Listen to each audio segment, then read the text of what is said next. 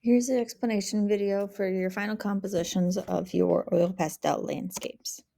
So first off, you need to be finding an image that you're going to be referencing throughout this entire process. You're going to be selecting an image of nature. So this can be a place that you've visited. It can be a place you hope to visit one day. You can look on Google or websites like National Geographic that always have National Geographic's are top-notch images.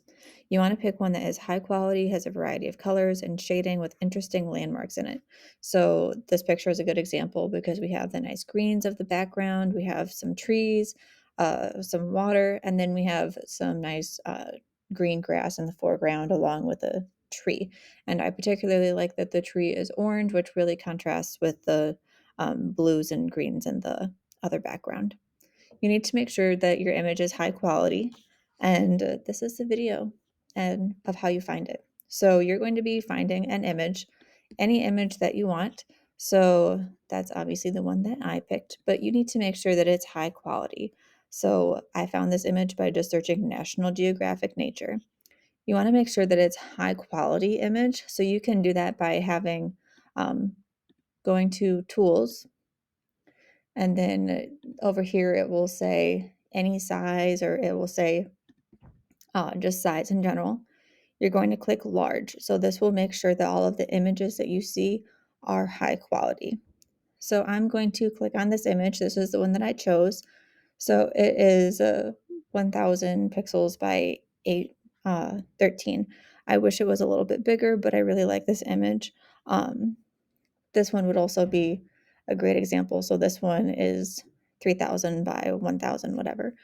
So you want those numbers to be very high. That means that the picture is going to be higher quality, and it means that it's not going to be blurry once you input it into your document and once it's printed out.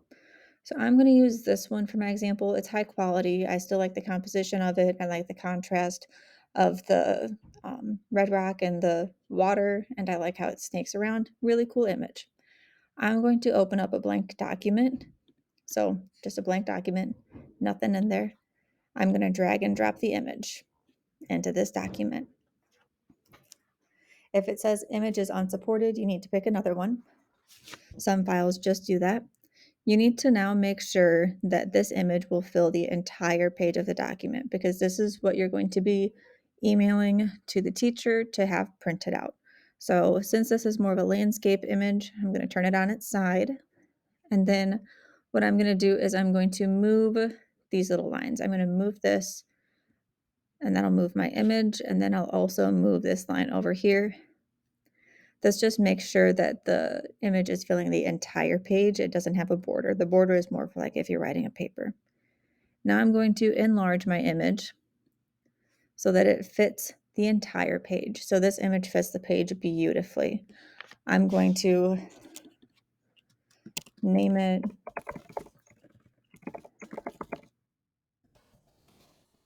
add a reference image, so your last name and reference image, and then you can share it, or you can just email this document to the teacher and it will be printed out for you.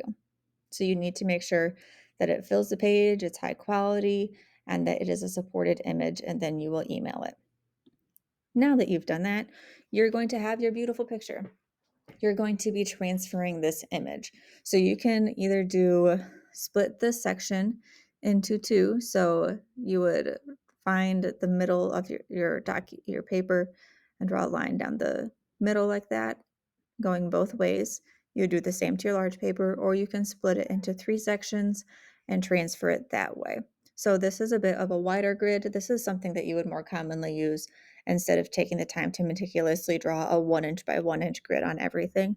This will still give you those landmarks that you need when you're transferring your image, but it's not as strict. So this gives you the general idea of where everything should go. And this is kind of like the viewfinders that we have too. So the viewfinders have this where the visual plane is broken down into a 3 by 3 grid. You're going to do that to your image and to your paper. Then you're going to transfer it. So you're going to transfer the basic landscapes and lightly sketch that in.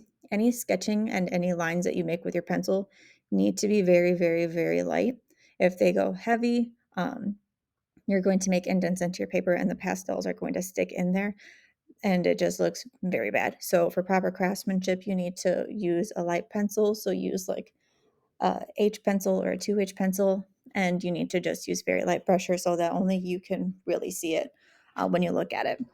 After you have your image drawn, then you're going to be adding a little bit of oil pastel. So this image shows a thin layer of a base color. The base color is the main color of an object, not when it's not in a bright highlight or a shadow. So the color that you associate with an object. So like grass is green, the sky is blue. But when you go down and you break it into deeper values and stuff, obviously those colors change a little bit. You're going to add this very thin layer to prime your paper before you add any other value or texture to it. This just helps create a nice foundation that you can build off later, and it helps give you an idea of where all of your colors and where everything goes. Then you're going to work your way through and you're going to add more value and texture. You're going to practice all of those oil pastel techniques that you learned and try to match the colors the best that you possibly can. So this picture right here shows really what I want you to be doing at this step.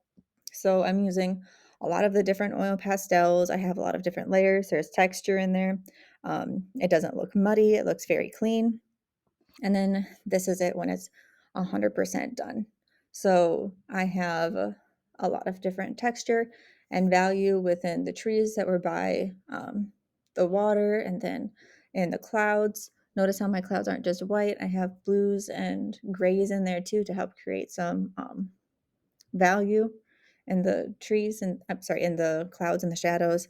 And then I also have this grassy area where I have some very textural marks to show the um, flowers that were present in my image. Looks very good when it's done. These are a few examples from students, so you can see that they have texture on there. They have a lot of different values present. You can't see their grid marks. You can't see any pencil marks on there, and they accurately transferred their image. These are some more. So those are all past students. I don't know why that is showing up again. These are not from my class, but from other classes, but they're good examples of oil pastel landscapes that show a wide range of value. They have the entire page blocked in. There's a thick layer over everything. You can't see it through, and they use proper craftsmanship. So now you can get to finding your image or get to work on your oil pastel projects.